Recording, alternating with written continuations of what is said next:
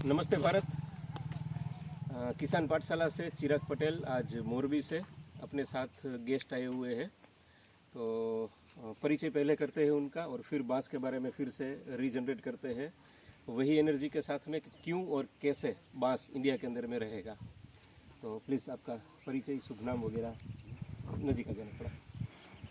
हम छतराल से गांधीनगर ज़िले से आए हैं यहाँ बांस को समझने के लिए और बांस के फ़ायदे और बांस की असल में खेती करने के लिए यहाँ चिराग भाई के पास आए थे समझने के लिए। जी, तो बेसिकली वैसे तो हमने काफ़ी चर्चा 1.5-2 घंटे के अंदर में की बांस क्या और किस हिसाब से है। फिर भी मैं यूट्यूब के माध्यम से जो यहाँ तक नहीं पहुँच सकते वैसे मित्रों को भी जो छोटी छोटी चीज़ें जो थंब रूल वाली है वो अगर हम समझाएं तो इस तरीके से है। जैसे इनका नज़दीक से एक बार वीडियो ले लीजिएगा, नहीं हॉरिजॉन्टली रखिए ताकि वो फिर फ्रेम में चेंज हो जाएगी चीज़ें। बांस क्यों और एक्चुअल बांस का इतिहास क्या है, तो इसके अंदर में वो सारी डिटेल्स दी हुई है कि बांस का इतिहास क्या और किस तरीके से है। एक्चुअल गुजराती में लिखा हुआ है तो गुजराती मित्रों को थोड़ा बढ़िया रहेगा। हिंदी में अगर थोड़ा सा इसका ट्रांसलेट कर दूँ तो जैसे द्वितीय विश्व युद्ध हुआ था उसके अंदर में उस रेडिएशन के बीच में 21 दिन के अंदर में अगर सबसे पहले वहाँ पर कोई प्रजाति निकली थी तो वो बाम्बू की प्रजाति निकली हुई थी। और अंग्रेज जब यहाँ से गए तब 100 वर्षों पहले से उन लोगों ने बांस को एज अ ट्री नॉमिनेट किया हुआ था और उसके कारण हम जंगल में से ना तो बांस को काट सकते थे ना तो बांस को बगैर परमिशन के उगा सकते थे। तो उसको नरेंद्र भाई मोदी ने जो है अपने पीएम ने इनको खारिज किया और उसको ग्रास के अंदर में कन्वर्ट किया बांस को। वैसे ही पहले हमारे यहाँ पर एक प्रथा चल रही थी कि सिर्फ जंगलों में बांस होता है, लेकिन ऐसा नहीं है। अब एग्रीकल्चर के अंदर में बांस हो सके वैसे भी बांस हम प्रोड्यूस करने लग चुके हैं। और नेशनल बाम्बू मिशन जो है वो सरकार की तरफ से सबसे बड़ी सहायता देता है, सब्सिडी वगैरह की भी, कि प्लांट आप लगा रहे हो 3 साल तक उसको खड़ा कर रहे हो तो उसका 120 रुपये के करीब एक बांस एक प्लांट का 120 रुपये के आसपास में सब्सिडी जो है वो मुहैया करवा रही है। बेसिकली ये फर्स्ट चैप्टर है, वैसे अलग अलग है, चीज़ें अपने को समझाते हैं उस हिसाब से। जो अपन ने बातें की बल्कुआ की, टुल्डा की, न्यूटन्स की, पॉलीमार्फा की, वो सारी अलग अलग टाइप की वेराइटीज़ जो है वो देखने को मिलती है ऑल ओवर इंडिया के अंदर में। हम यहाँ पर जो काम करते हैं वो सीड और सीड बेस जितनी भी वेराइटी है सिर्फ उसका काम करते हैं। तो टुल्डा मिल जाएगा, मानुएल मिल जाएगा, पॉलीमार्फा मिल जाएगा, न्यूटन मिल जाएगा, वो सारी वेराइटी है जिसके अंदर में से सीड अवेलेबल है जिससे, और सीड के हिसाब से उसका काम कर सकते हैं। आइए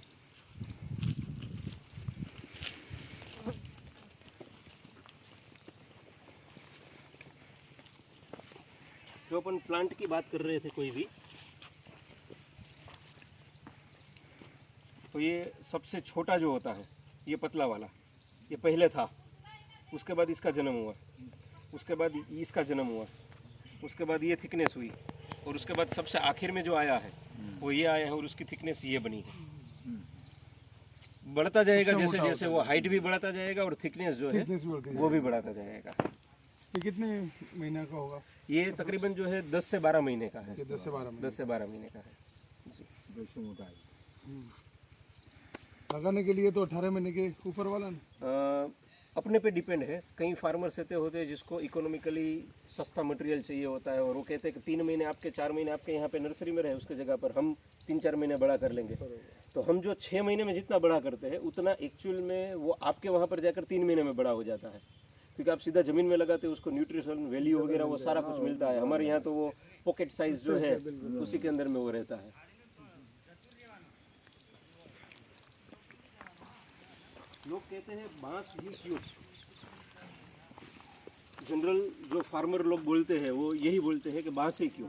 थोड़ा नदी का आइएगा ताकि वो आवाज़ जो है ना वो कई बार वो उसमें जाती नहीं है, तो उसके लिए ये जवाब है।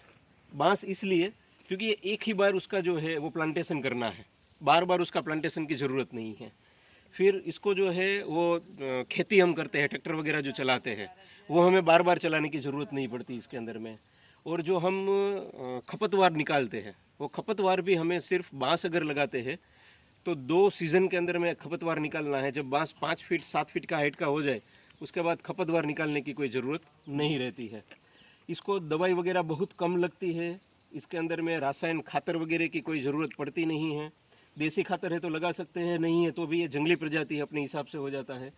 बारिश के पानी से ही इसको उगाना है तो ये कम इनकम देता है, सिर्फ बारिश के पानी से उगाना है तो। कुछ कुछ वैरायटी है जो बारिश के पानी में ही हो सकती है, और जिसको कॉमर्शियल एग्रीकल्चर करना है वो ड्रिप इरिगेशन करके कम पानी में भी इसको कर सकते हैं। और फ्लड पानी देकर अगर कोई करता है तो कई प्रजाति ऐसी है जिसको पानी ज़्यादा लगता है, उतनी ही वो मोटाई और उतना ही वो वेट ज़्यादा देता है। तो उस तरीके की वैरायटी को चूज़ करके आप लगा सकते हैं। आपके खेत के आसपास में क्या है, वातावरण क्या है, पानी क्या है, उस सोर्सिंग को देखते हुए। सबसे ज़्यादा ऑक्सीजन ये देता है ज़मीन के अंदर में, अगर अपना एरोजन होता है तो उसको ये कम करता है। मॉइस्चर का जो बारिश का जो रेनिंग का पानी आता है उसको ज़मीन के अंदर में डालने का काम भी ये सबसे बढ़िया ढंग से करता है। और वाटर होल्डिंग कैपेसिटी इसकी ज़्यादा होने के कारण ये पानी को पकड़ के भी रखता है। ये सारे लाभालाभ हैं जिसके कारण बांस ही सबसे ज़्यादा ज़रूरी है। और लगा सकते हैं, आम लोग भी लगा सकते हैं। आज लेबर का प्रॉब्लम सबसे ज़्यादा है तो उसके लिए भी लोग जो है बड़ी बड़ी खेती छोड़ के डाइवर्ट होते हैं इसके अंदर में। जैसे आप 100 बीघा कह रहे थे कि 100 बीघा की आपकी खेती है, लेकिन मेरे को पता है 100 बीघा की खेती में कितने लोग लगेंगे, कितना आप ध्यान रखोगे, उसके बाद में वो इनकम दवाई के और आज के ज़माने में कितना वो रहता है। और फसल आ जाने के बाद में भी कम टाइम के अंदर में अगर वो फसल सेल आउट हो सकती है तभी वो उसके अंदर बड़ी खेती के लिए मशीनरी की बहुत जरूरत है जी। उसके लिए पूरा एक अलग से डिपार्टमेंट बनाना पड़ता है जी। कि ट्रैक्टर है, ये है, वो है, किराए से तो ला नहीं सकते इतना सारा। यस, तो उसके लिए वो भी एक्स्ट्रा खर्च बहुत हो जाता है। बांस ऐसा है जो कम खर्च के अंदर में और कम ध्यान देने के अंदर थंब रूल अगर अपने को पता है उसके कि किस किस तरीके से वो आगे बढ़ता है, वो चीज़ों को समझ ले तो वो फास्ट ग्रोथ के अंदर में आ जाता है। लोग पूछते हैं कि बांस तो हमने काफ़ी सारे देखे हैं, जंगलों में देखा हुआ है, तो बेसिकली बांस बिकेगा कहाँ पे, उसका यूजेस क्या है। तो ये सारे जो है वो बांसिस के यूजेस है, और इतने तरीके की हम इंडस्ट्री भी इसके अंदर में लगा सकते हैं। जैसे इथेनॉल बनता है, सीएनजी बनता है, पेपर बनता है, पार्टिकल बोर्ड में वो काम आता है। वाइट कोल जो आप कह रहे थे वो वाइट कोल इसमें से बनता है। अगरबत्ती बन सकती है, कापड़ उद्योग में काम आता है, फर्नीचर के अंदर में काम आता है, जो म्यूजिकल इंस्ट्रूमेंट है वो इसके अंदर में से बनते हैं, किचन वेयर की कई आइटम्स बनती है, और हस्त उद्योग की तो ढेर सारी वेराइटी है जो इसमें से बन सकती है। इसके सिवा जो खेती में हम आमतौर पे खातर वगैरह यूज़ करते हैं तो इसी की पत्ती वगैरह है, साइड ब्रांचेस वगैरह है, उसको भी हम डिकम्पोजर डाल के खाद के अंदर में जो है वो खाद इसकी बना सकते हैं, और उसी खाद को अपन यूज़ कर सकते हैं या सेलेबल में भी डाल सकते हैं। वेराइटी है अलग अलग टाइप की। वैरायटी के नाम बोलो। यहाँ पर हाँ दिखाता हूँ आपको वो भी वेराइटी की क्या क्या वेराइटी है। एक्चुअल के अंदर में वो 2017-18 के अंदर में जो वेराइटी जो है वो इंडिया के अंदर में यहाँ पर सारी वेराइटी जंगल के अंदर में होती थी, लेकिन हम लोग जो है इसको एक्सेप्ट नहीं करते थे। और ख़ास करके जो अंग्रेजों ने वो रजिस्ट्रेशन किया हुआ था कि ये ट्री में है तो आप काट नहीं सकते, या तो कागज़ बना के काटना पड़ेगा। तो आम फार्मर कागज़ बना के काटे, परमिशन लेने जाए, वो करे या खेती करे, वो चीज़ें थी। लेकिन जब हम बाहर जाकर सारी चीज़ों को देखते हैं तब हमें समझ में आता है कि अलग अलग अदर कंट्रीज़ वाले भी जो है वो बांस का कितना उपयोग करते हैं। तो ये है, जैसे इतने जगह पे जब हम देखें तो मलेशिया है, श्रीलंका है, ऑस्ट्रेलिया है, थाईलैंड है, वियतनाम और चीन, ये दोनों ने सबसे ज़्यादा बांस का काम किया है। हम जितनी भी अगरबत्ती की कांडी वगैरह लाते थे या पेपर इंडस्ट्री में पेपर का पल्प लाते थे वो सारा बाहर से आता था। इवन तो बाम्बू भी कई कंटेनर्स जो है, वो आंकड़े भी मैं आपको दिखाऊंगा, कहीं गूगल में से सर्च किए हुए आंकड़े हैं हमारे पास में, जो बांस हम इंपोर्ट करके लाते हैं उतना बांस तो बाहर से आता है, या तो रॉ मटेरियल के तौर पे या तो फिनिश गुड्स के तौर पे। इतनी कंट्री के अंदर में ये लोग काम करते हैं। भारत को हमने ऊपर इसलिए रखा है क्योंकि हमें इसको ऊपर ले जाना है। आप और हम जब तक फार्मिंग नहीं करेंगे तब तक वो ऊपर नहीं जाएगा। हम लोगों को इसको और अवेयर करने हैं लोगों को कि क्या क्या इंडस्ट्री इसमें से हो सकती है और खेडूत किस तरीके से बांस दे। पैसा है, इंडस्ट्री सबको लगानी है, लेकिन अगर रॉ मटेरियल के हिसाब से बांस नहीं होगा तब तक कोई चीज आगे नहीं बढ़ेगी।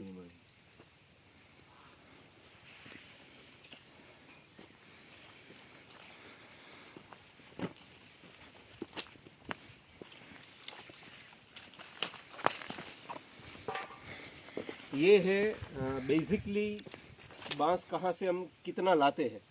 जैसे पेपर इंडस्ट्री का जो पल्प आता है, तो सवेरे उठकर अपन अखबार पढ़ते हैं, तो पेपर इंडस्ट्री का पल्प जो है वो 40,000 करोड़ के आसपास में हम इंपोर्ट जो है वो पल्प का करते थे। फिर न्यूज़पेपर रॉ मटेरियल जिसको हम कहते हैं, पल्प जिसको कहते हैं, उसके अंदर में 30,000 करोड़ रुपए का जो है वो हम लाते हैं। फिर पतंग और अगरबत्ती के लिए भी हम बाहर से जो इंपोर्ट करते हैं बांस, वो फिर वियतनाम से जो अगरबत्ती वगैरह जो बन के आती थी, 25,000 करोड़ है अगरबत्ती का। यस, अगरबत्ती की सड़ी, अगरबत्ती नहीं, सिर्फ उसके अंदर की स्टिक जो है वो पहले इतना इंपोर्ट होकर आती थी। उसके बाद में अगरबत्ती इतना इंपोर्ट होकर आती थी। लास्ट 2 इयर्स के अंदर में गवर्नमेंट ने अगरबत्ती पे बैन कर दिया। बाहर से लाने के अगरबत्ती लिए। बाहर से नहीं ला सकते, स्टिक लाइए ठीक है, अगरबत्ती यहीं पे बनाइए। तो आपने देखा होगा 1-2 कंपनी नहीं, 25 से 30 कंपनी बड़ी बड़ी जो थी, वो इसके अंदर में जो दूसरे सोर्सिंग में काम करती थी, वो अगरबत्ती इंडस्ट्री के अंदर में आकर ये जो इंपोर्ट वाला जो हिस्सा था उसको उन्होंने अपने सिम पे ले लिया। वो आज प्रोडक्शन यहाँ पर हो रहा है। चाहे स्टिक अपने पास में वो वैरायटी ना होने के कारण या उतने साल पुरानी ना होने के कारण रॉ मटेरियल हम बाहर से ला रहे हैं, लेकिन अगरबत्ती यहाँ पर बनने लगी है। उसी तरह हम बाम्बू का खुद का भी जो है वो इंपोर्ट करते थे, 20 लाख मेट्रिक टन हम बाम्बू लाते थे। और वैसे ही अगर हम पेस्टिसाइड वगैरह भी जो आज ला रहे हैं बाहर से, तो पेस्टिसाइड की भी तब जरूरत नहीं पड़ती है अगर हम इसी का, बांस का, उतना एग्रीकल्चर के अंदर में यूजेस करने लगे। वुड भी हम इंपोर्ट करते हैं। आज जितना भी हम प्लाईवुड इंडस्ट्री बनाते हैं या वुड का यूज करते हैं, उसी की जगह पर आज हम बांस को रिप्लेसमेंट कर सकते हैं वुड के हिसाब से। अपने इंडिया की जीडीपी में बहुत सपोर्ट कर सकते बहुत हैं। सपोर्ट कर सकता है जी। वैसे ही पेट्रोल है, गैस है, जैसे इथेनॉल वगैरह बनाया तो वो मर्जिंग करने में काम आ जाता है, और इसी में से व्हाइट पेलेट्स वगैरह बनाया तो इलेक्ट्रिसिटी में काम आ जाता है। तो इकोनॉमी को हम जो है बड़ा साउंड कर सकते हैं इसके अंदर में, अपना ही पैसा अपने ही यहाँ पर इंडिया करेंसी के अंदर में ही रह सके, इंपोर्ट अपने को ना करना पड़े। जो आप कह रहे थे ना,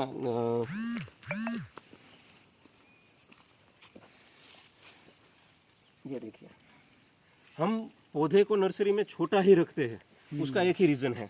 एक तो पॉली बैग, उसका साइज एक फिक्स रहता है। अगर हम इसको न्यूट्रिशन ज्यादा देने लगे और चीजें ज्यादा देने लगे तो वो राइजोम जो है वो देने लगेगा। अब इसके बाद का जो राइजोम आएगा तो ये इतना बड़ा हो गया है कि आज वो छत को टच कर रहा है, तो ये तो उसके बाहर जाएगा। हाँ है ही, वो देखिए बाहर जो आपने लगाया हुआ है, वो सारा बाहर वाला जो है वो हमें बाहर रखना पड़ता है। ये कौन सा पौधा है मतलब? ये टुल्डा वेराइटी है। अब टुल्डा ये अभी 18 महीने का टुल्डा हुआ है, इंटरनोट की साइज देख लो, ठीक है। और ये यही सिस्टम होता है इसका, पहले पतला, फिर मोटा, फिर मोटा, फिर मोटा। अब ये समझ लो ये कितना अब ये उसके ऊपर जाएगा, तो फिर ले जाने में हर जगह प्रॉब्लम। तो ये सिर्फ हमें दिक्कत नहीं है।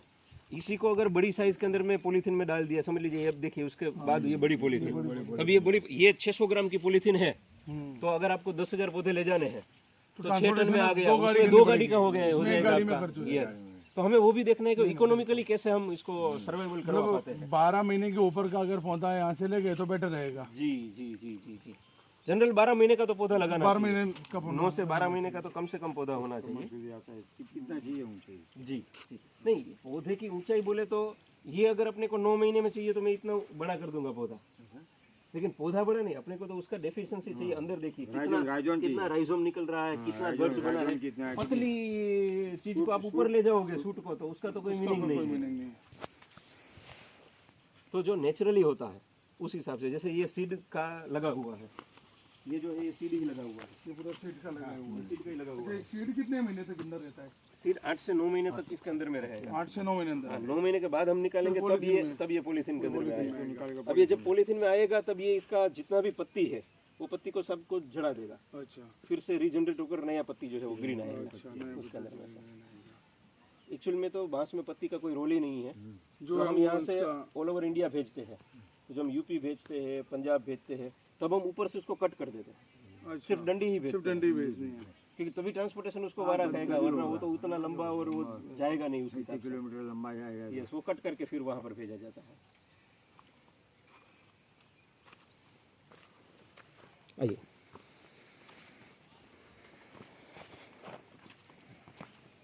ये बड़ी साइज हो गई थी। ये बड़ी साइज के बाद में इसके पत्ते जो है वो निकाल दिए।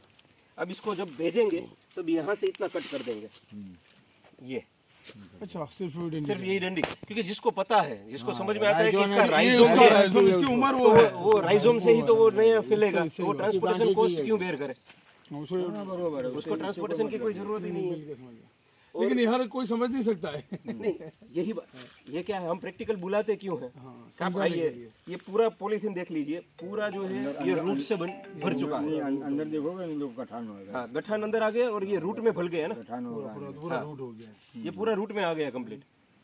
अभी इसको सिर्फ जाने की देरी है। क्या मैं क्या कहता हूँ, ये पॉलीथीन को निकालना हो तो ब्लेड मार के निकालना है, ऐसे उल्टा करके नहीं, निकालना है? ब्लेड से ही निकलेगा। ब्लेड से ब्लेड नीचे ज्यादातर फटे नहीं, हाँ, उसके मूल जो है वो कटे नहीं, उसके हिसाब से सिर्फ ऊपर से थोड़ा सा मार दो और यहाँ से खींच लो, वो निकल जाएगा, पूरा निकल जाएगा। और बांस लगाना सिर्फ कॉमर्शियल एंगल ही नहीं है, बांस में अगर देखा जाए आप तो खुद आप क्लाइमेट को कंट्रोल कर रहे हो। आज गर्मी जो बढ़ रही है, तो हम गर्मी बढ़ने में कर क्या रहे हैं, घर पे एसी लगा देते हैं, कूलर लगा देते हैं और इलेक्ट्रिसिटी पैदा कर रहे हैं और गर्म हवा जो है वो बाहर डाल रहे हैं। उसके जगह सिर्फ 10 बीघा 20 बीघे में भी आपने लगाया तो आपको मालूम नहीं आप कितना ऑक्सीजन जो है वो डाल रहे हैं। उसके सिवा बायोमास आप दे रहे हैं, तो जमीन को जो माइक्रोबैक्टीरियल एक्टिविटीज चाहिए, जो फलद्रुप चाहिए, वो बायोमास से ही आपका होगा। और बांस ही एक मात्र ऐसी चीज है जो फास्ट ग्रोथ करता है और तुरंत के तुरंत आपको जो चाहिए बायोमास वो कंप्लीट करके देता है, आम दूसरे पौधों के तुलना के अंदर में है। सिर्फ इकोसिस्टम को अपने को रिटर्न लाना है तो बांस कहीं ना कहीं अपने को सबसे आगे काम आता है। पैसा तो दे ही रहा है, लेकिन पैसे के साथ साथ में और भी चीजें हैं। जो अपन ने वहां पर पॉलीमार्फा देखा आगे, ये पॉलीमार्फा, ये पॉलीमार्फा तो बड़ा देखा था वो। बड़ा जो देखा था ये सारा पॉलीमार्फा है, और बाकी के पॉलीमार्फा बाहर की तरफ में ये भी पॉलीमार्फा है सारा। जो पर्सन ऐसा चाहते हैं कि जिसको ठोस वैरायटी चाहिए, तो हम पॉलीमार्फा यहाँ से सजेस्ट करते हैं कि अपने गुजरात के एटमॉस्फेयर के हिसाब से सबसे बढ़िया जो है वो पॉलीमार्फा रहता है, सूटेबल रहता है। न्यूटन का कैसा आएगा रिजल्ट? न्यूटन पॉलीमार्फा से एक स्टेप ऊपर है, एक स्टेप ऊपर है। लेकिन न्यूटन का सीड जो है वो बड़ी मुश्किल से मिलता है।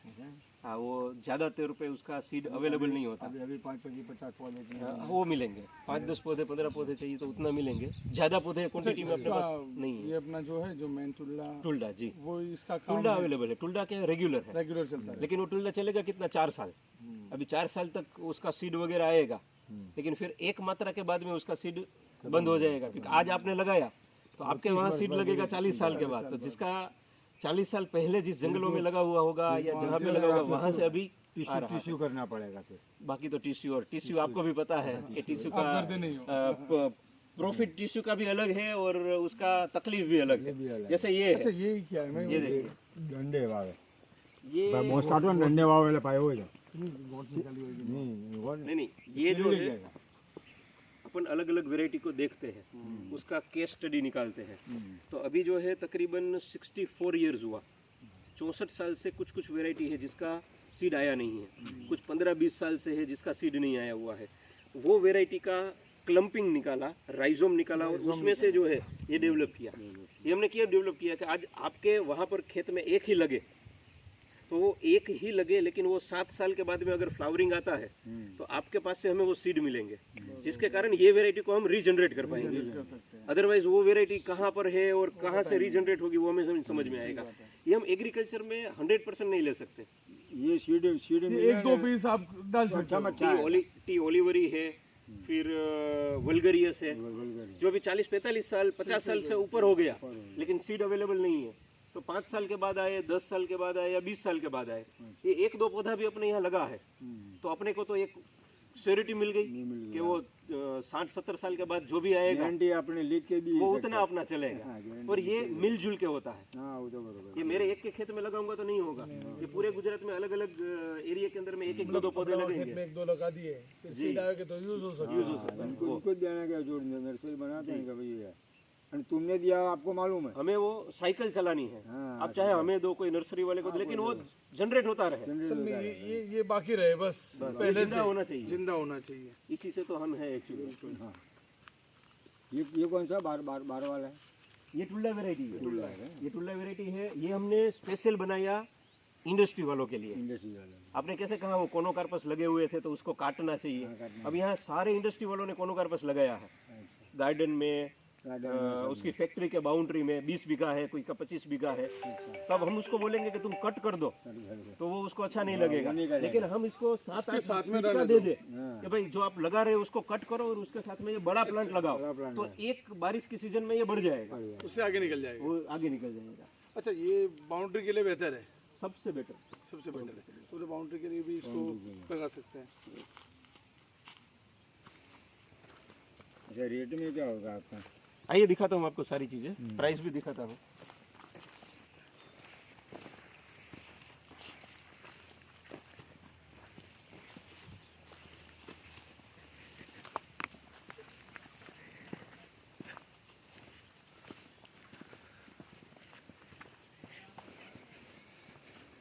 ये एक टॉपिक अपना रह गया था कि इसको हम लगाए कहाँ पे और किस तरीके से। तो प्लांटेशन जब भी करना है अपने को अपनी जमीन, पानी, ये समझ में आना चाहिए कि उसमें पीएच क्या है, फर्टाइल लैंड कितनी है। अब हर एक को अपनी लैंड बहुत बढ़िया ही लगती है, लेकिन वो नहीं, लेकिन टेक्निकल पैरामीटर में हम जैसा देखें उस हिसाब से तो 13/7 कम से कम ये फुट के अंदर में आपका वावेतर होना चाहिए। 13/7 13/7 के अंदर में अगर आपका वावेतर है तो वो एक्चुअल वावेतर है। 13/6 आप कर सकते हो अगर बढ़िया वाली आपकी जमीन है तो। अगर और बढ़िया वाली जमीन है, फलद्रुप एकदम हेवी फर्टाइल लैंड है, तो 13/5 में जा सकते हो। लेकिन अगर आपकी जमीन जो है वो एक्चुअल एग्रीकल्चर रिलेटेड नहीं है, मरी हुई मिट्टी है, पीली मिट्टी है, पत्थर वाली मिट्टी है, तो आपको नजदीक में और जाना पड़ेगा। जितनी फर्टाइल लैंड होगी उतना आप दूर कर सकते हो उसको। 13 को भी 14 कर सकते हो, 16 कर सकते हो, 7 को भी 8 कर सकते हो, 10 कर सकते हो। जितनी मृत पाई है उतना नजदीक आपको लेना पड़ेगा उसको, क्योंकि अपने को चाहिए 4 साल के अंदर में सिमिलर रिजल्ट। चाहे आपकी मृतपाई मिट्टी हो, चाहे ठीक ठीक मिट्टी हो, फलद्रुप हो या और फलद्रुप हो, वो 1 एकड़ में से जो उत्पादन 30 टन के आसपास चाहिए वो तभी पॉसिबल होगा, अदरवाइज वो पॉसिबल नहीं होता है। आप ड्रिप इरिगेशन से पानी दो चलेगा। हमने यहाँ पर 4500 TDS तक बांस को जीवित रखा हुआ है। हाँ, मीठा पानी जो होता है उसके अंदर में जितना ग्रोथ होता है उसके मुकाबले में 4500 में 1 साल पीछे चलेगा, लेकिन वो मर जाता है या ग्रोथ रुक जाता है, ऐसा उसमें नहीं है। उसमें आज टेक्निकली कई चीज़ें आ गई है जो हमने यूज में ली हुई है, कोई ज़्यादा खर्च वाली भी नहीं है। जैसे सॉफ्टनर आता है, आपका अगर TDS ज़्यादा है पानी का तो उसको सॉफ्ट करने के लिए सॉफ्टनर डाल दीजिए। सैनिटाइजर कई तरीके के आते हैं जो इसके वाटर के बॉन्ड जो होते हैं, पानी के जो बॉन्ड होते हैं, उसको बड़े बॉन्ड को तोड़ के छोटे में कन्वर्ट करता है। अच्छा। तो वो 24 घंटे तक, कोई 5 दिन तक वो बॉन्ड को तोड़ देता है, तो जो मूल को चाहिए वो मूल उसमें से मिल जाता है, एक्सट्रैक्ट करके ले सकता है। तीसरी और सबसे बड़ी चीज़ वो है कि गौ आधारित जितनी भी खेती करते हैं उसमें गौमूत्र और जो गोबर का इस्तेमाल करते हैं। अगर आप 12x12 का एक टाँका बना लीजिए और उसके अंदर में ये चीज़ को डाल दीजिए, चाहे जीवामृत बनाइए, अमृत जल बनाइए, कोई बैक्टीरिया एक्टिविटीज आप दूसरा कर रहे हो करिए, वो चीज़ को आपके खारे पानी के साथ में डाल देंगे तो पीएच बैलेंसिंग आपको करना है। जमीन का पीएच क्या है, पानी का पीएच क्या है। अगर वो एसिडिक है तो ये दोनों को मिलाएंगे तो कीचड़ बनता है, वो क्या पीएच का है। वो अगर न्यूट्रल पीएच आ जाता है 6 से 7, 6.5 से 7.5 के बीच में, तो आपकी ज़मीन में आपको दूसरा कुछ न्यूट्रिशन डालने की ज़रूरत नहीं है। जितना न्यूट्रिशन ज़मीन में है वो पौधा लेने को तैयार रहेगा। अगर पीएच बैलेंस नहीं है तब आपको उसके अंदर में पीएच बैलेंसिंग वाला पानी डालना पड़ेगा। जैसे हम कोई भी खुराक खाते हैं उसमें खट्टापन ज़्यादा होता है तो हम उसके अंदर में नमक डालते हैं तो वो पीएच बैलेंस होता है। तीखा ज़्यादा है तो हम उसमें घी डालते हैं तो वो जो है वो ब्रेक करता है। यही सेम चीज़ है, अपने शरीर के साथ में गिनो या जमीन के साथ में गिनो, पीएच बैलेंसिंग है, इट मीन्स इट्स ओके, ये डन है। चीज़ छोटी छोटी है लेकिन ये समझने की ज़रूरत है। आज आप आए तो आपके साथ साथ हमने भी रिवीजन किया और हमारे जितने भी यूट्यूब फॉलोअर्स हैं उनको भी वो चीज़ें जो है हम फिर से बता रहे हैं। चीज़ वही है, पीएच बैलेंसिंग और बांस का जो टेक्निकली थंब रूल है उसको समझिए। अगर उसके टेक्निकली थंब रूल को समझेंगे तो आप कभी भी ये नहीं कहेंगे कि ये भाई सही बोल रहे हैं, वो भाई गलत बोल रहे हैं। जो लोग बांस के बारे में कुछ बोल रहे हैं उनका वो जात अनुभव बोल रहा है, तो वो अनुभव को वहाँ पर जाकर स्टडी करिए, उसको देखिए, समझिए, तब समझ में आएगा आपको कि वो जो पैरामीटर की बात कर रहे हैं वो क्यों कर रहे हैं। कहीं पे ज़मीन अलग है, कहीं पे एटमॉस्फेयर अलग है, कहीं पे पानी अलग है, उसके हिसाब से आपको थोड़ा सा कस्टमाइज अपने फार्मिंग की ट्रीटमेंट को करना पड़ेगा और उस हिसाब से आप फार्म पे से 100% आउटपुट पूरा ले पाएंगे। Thank you very much.